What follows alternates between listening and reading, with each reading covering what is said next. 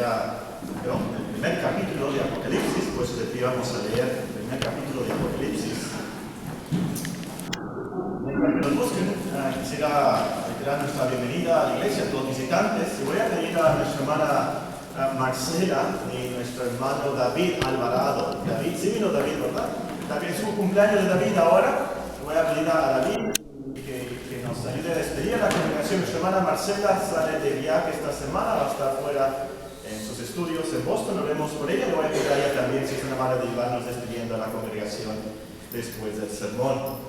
Leamos en nuestras Biblias el primer capítulo de Apocalipsis y vamos a comenzar a leer en el versículo 9 y terminar en el versículo 20. Todos juntos en voz alta vamos a leer este pasaje de las Sagradas Escrituras, Apocalipsis, el capítulo 1, el último libro de la Biblia, el capítulo 1, y todos en voz alta leamos del versículo 9 hasta el versículo 20. Yo, Juan, vuestro hermano, partícipe vuestro en la tribulación, en el reino y en la paciencia de Jesucristo, estaba en la isla llamada Patmos por causa de la palabra de Dios y el testimonio de Jesucristo. Yo estaba en el Espíritu en el día del Señor, y oí detrás de mí una gran voz como de trompeta, que decía: Yo soy el Alfa y la Omega, el primero y el último. Escribe en un libro lo que ves, y envíalo a las 7 iglesias que están en Asia, a Efeso, Esmirna, Pérgamo, Tiatira, Sardis, Filadelfia y Laodicea. Y me volví para ver la voz que hablaba conmigo, y vuelto vi 7 candeleros de oro, y en medio de los 7 candeleros a uno semejante al Hijo del Hombre, vestido de una ropa que llegaba hasta los pies, y ceñido por el pecho con un cinto de oro. Su cabeza y sus cabellos eran blancos como blanca lana, como nieve, sus ojos como llama de fuego, y sus pies semejantes al bronce puñido, refulgente como en un horno, y su voz como estruendo de muchas aguas. Tenía en su diestra 7 estrellas, de su boca salía una espada aguda de 2 filos, y su rostro era como el sol, cuando resplandece en su fuerza. Cuando le vi, caí como muerto a sus pies, y él puso su diestra sobre mí, diciéndome: No temas, yo soy el primero y el último, y el que vivo y estuve muerto, mas he aquí que vivo por los siglos de los siglos. Amén. Y tengo las llaves de la muerte y del Hades. Escribe las cosas que has visto, y las que son, y las que han de ser después de estas. El misterio de las 7 estrellas que has visto en mi diestra, y de los 7 candeleros de oro. Las 7 estrellas son los ángeles de las 7 iglesias, y los 7 candeleros que has visto son las 7 iglesias. Dios bendiga esta lectura de las Escrituras. Sentémonos, hermanos.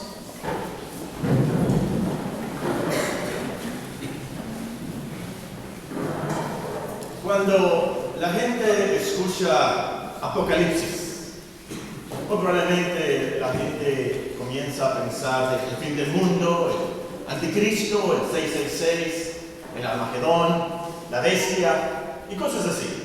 Pero no debe de ser así. Apocalipsis no se trata de eso. Apocalipsis se trata de nuestro Señor Jesucristo, su reino, su pueblo, su victoria final. Este año aprenderemos de memoria del versículo 9 al versículo 20, un versículo por mes, y este pasaje nos presenta al protagonista de este libro, a nuestro Señor Jesucristo, en esta visión celestial. Para en él nos toca nada más la introducción a este pasaje, el versículo 9, Apocalipsis capítulo 1 y versículo 9, donde dice: Yo, Juan, vuestro hermano y copartícipe vuestro en la tribulación, en el reino y la paciencia de Jesucristo, estaba en la isla llamada Patmos, por causa de la palabra de Dios y el testimonio de Jesucristo. El domingo pasado comenzamos a estudiar ese texto, notamos la gran humildad del apóstol. Él era el último de los apóstoles, el más anciano, sabemos que era el más amado, sabemos que era un obispo en Efeso, un anciano en Efeso, pero él no dice nada de eso. Él no dice yo, el gran arzobispo de Efeso, o el gran apóstol, el más amado, el más anciano. No dice nada de eso. Él sencillamente dice yo, Juan. Vemos cómo Dios entonces lo transformó de ese Juanerge a ese discípulo del amor, a ese discípulo de mucha humildad. También notamos en nuestro texto que como creyentes somos hermanos. Juan nos dice aquí, vuestro hermano. Es una palabra típica del cristianismo, pero porque tiene sus bases en la Biblia, Cristo nos enseñó a llamarnos hermanos. Somos hermanos porque tenemos el mismo Padre Celestial, nos une la sangre de Cristo. Y entonces, hermanos, en vez de criticarnos, en vez de enlodarnos, en vez de, como dicen en inglés, pull us down, en vez de aplastarnos, debemos ayudarnos, debemos soportarnos, debemos defendernos. Tengo en una de mis computadoras, tenía en mi celular, programa de Instagram, no sé si ustedes conocen, que se puede mandar fotografías, ¿verdad? Entre celulares, entre las iPads y esas cosas. Bueno, el caso es que tengo Instagram. Y me han estado llegando fotografías de una sobrinita que tengo, que tiene síndrome de Down. Y lo que me ha impresionado es cómo sus hermanas la quieren. Y mandan fotografías de ella y con ellas, y la quieren, la aman. Nosotros como hermanos tal vez tengamos hermanitos, hermanitas con síndrome de Down en el cristianismo. Hermanos que son lentos, hermanos que no son muy inteligentes, hermanos que les falta movilidad, hermanos que no están bien. Los debemos ayudar. Los debemos defender. Los debemos ayudar. Son nuestros hermanos. Notamos eso de este texto, que somos hermanos, y también aprendimos que somos coparticipantes de las tribulaciones de Cristo. Aún el apóstol dice aquí, yo soy copartícipe. Aún el apóstol tenía que pasar tribulaciones, y todos los cristianos, como vimos en esta mañana, tenemos que pasar por el desierto, y aquí Juan estaba en esa isla desierta también. Vimos como todas esas aflicciones Dios las controla, las limita para nuestro bien. Lo último que notamos es que somos coparticipantes también del reino y la paciencia de Jesucristo. Y de eso se trata la cristiandad, que fuimos trasladados del reino del diablo al reino de nuestro Señor Jesucristo. Y esto es infinitamente mejor que ser miembros del Club Los Lagos, que ser ciudadanos de Luxemburgo. Si no saben qué es Luxemburgo, pregúntenle a Lana, Rafael o Andrés. Luxemburgo, ese país tan rico en Europa, tan limitado con sus nobles y todo, y es gran cosa ser ciudadano de Luxemburgo. Pero es infinitamente mejor ser partícipes del reino de Dios, porque significa que somos regenerados, somos hechos hijos de Dios, somos perdonados, reconciliados, somos hechos, como nos dice en el contexto, reyes y sacerdotes para nuestro Dios. Y de eso se trata esto de ser copartícipes del reino. Nos concede eso, el arrepentimiento, la fe, los dones, la paciencia que necesitamos, ese aguante que necesitamos para llegar a la vida eterna. Bueno, ya nomás nos queda la última frase de nuestro texto, y nos dice, Apocalipsis 1:9, la última frase nos explica el apóstol por qué estaba en la isla Patmos. Nos dice, por causa de la palabra de Dios y el testimonio de Jesucristo. Ahora, esto no significa que estaba ahí de misionero predicando la palabra, no significa eso.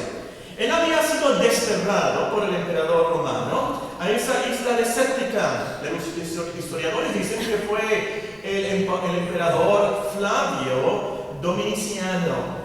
Flavio Dominiciano desterró al apóstol Juan a esa isla desértica. Leí acerca de ese hombre, leí en Wikipedia sobre este emperador Dominiciano. ¿Cómo era? Los historiadores, dice Wikipedia, lo describen como un tirano cruel y paranoico. Fue uno de los emperadores más odiados, dice Wikipedia, comparado a su crueldad con la de Calígula o Nerón. Otro diccionario que busqué agrega que a ese emperador le gustaba que le llamaran Dominus, es decir, el título divino de Señor. Solo un hombre así, tan cruel, pudo haber desterrado a ese anciano. Casi de 100 años tenía Juan el apóstol cuando fue desterrado a esa terrible y desértica isla de Patmos. En ese tiempo era así. Pero como vimos la semana pasada, todo estaba dentro del plan perfecto de Dios. Y fue ahí que tuvo esa visión de Cristo. Todos los cristianos quisiéramos tener una visión así. Si por las tribulaciones tenemos que pasar aflicciones y desiertos para ver a Cristo así, claro que vamos a esa isla, claro que pasamos ese sufrimiento y esa aflicción. No sabemos por qué exactamente el emperador desterró a Juan, qué doctrina o qué le hicieron saber de Juan, que no le gustó, que se enfureció tanto que mandó que fuera desterrado ahí. Pero yo me imagino que al Juan predicar que Cristo era el Señor de señores y Rey de reyes, eso no le gustó para nada. Él era el Dominus, Él era el Señor que merecía la adoración de los romanos y todo el mundo. Yo creo que por eso fue algo que le ha disgustado tanto. Porque esta tarde, concentrándonos en esta frase, por causa de la palabra de Dios y el testimonio de Jesucristo, vamos a notar nada más 3 cosas. La primera, las repeticiones de esta frase. La segunda, las definiciones de esta frase. Y la última cosa que vamos a ver, las implicaciones de esta frase. Esta frase, si ustedes leen Apocalipsis, se van a dar cuenta que se repite mucho se repite. Ven el versículo 2, Apocalipsis capítulo 1 y versículo 2. Bueno, voy a comenzar con el versículo 1. La revelación de Jesucristo. ¿De qué se trata Apocalipsis? ¿Del anticristo? ¿La revelación del anticristo? No. La revelación de Jesucristo que Dios le dio para manifestar a su siervo las cosas que deben suceder pronto.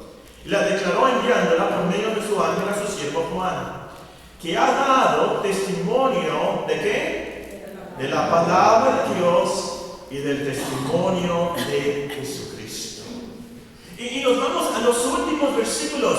Apocalipsis capítulo 22 nos dice en el versículo 18: yo testifico a todo aquel que oye las palabras de la profecía de este libro. Apocalipsis 22, 18. Si alguno añadiere a estas cosas, Dios traerá sobre las placas que están escritas en este libro. Si alguno quitare de las palabras del libro de esta profecía, Dios quitará su parte del libro de la vida de la santa ciudad y las cosas que están escritas en este libro. El que da testimonio de estas cosas dice: ciertamente vengo en breve. Amén. Sí, ven, Señor Jesús. Es el testimonio de Jesucristo, es la palabra de Dios. Y a través de todo Apocalipsis, les voy a leer tan solamente una selección de versículos. Leemos en otra parte: cuando abrió el quinto sello, vio bajo el altar las almas de los que habían sido muertos por causa de la palabra de Dios y por el testimonio que tenían. En otra parte dice: el dragón se llenó de ira contra la mujer y se fue a hacer guerra contra el resto de la descendencia de ella, los que guardan los mandamientos de Dios y tienen el testimonio de Jesucristo. Otro versículo dice que Juan se postró a sus pies para adorarle delante de un ángel. El ángel le dijo: mira, no lo hagas. Yo soy consiervo tuyo y de tus hermanos que retienen el testimonio de Jesús. Adora a Dios, porque el testimonio de Jesús es el espíritu de la profecía. Vi tronos, se sentaron sobre ellos los que recibieron facultad de juzgar. Vi las almas de los decapitados por causa del testimonio de Jesús y de la palabra de Dios, los que no habían adorado a la bestia ni a su imagen. Luego dice en otro texto: yo me postré a sus pies para adorarle, y él me dijo: mira, no lo hagas. Yo soy consiervo tuyo y de tus hermanos que retienen el testimonio de Jesús. Obviamente esta frase es súper importante en este libro. Todo pasa a causa de la palabra de Dios y el testimonio de Jesucristo. Y si la pensamos bien, esta frase es clave en toda la Biblia, pues a lo último todo pasa por la palabra de Dios y el testimonio de Jesucristo. Estas son las dos columnas que sostienen nuestra religión. Estas son las dos columnas que sostienen a la cristiandad. Sin la palabra de Dios y sin el testimonio de Jesucristo no hay cristiandad. La cristiandad se viene abajo. ¿No crees este libro? ¿No crees el testimonio de Jesucristo? Entonces no eres cristiano, no tienes vida eterna, no hay esperanza. Toda nuestra esperanza de salvación, todo lo que hacemos como cristianos, todo lo que nos va a suceder en la eternidad, todo depende de la palabra de Dios y el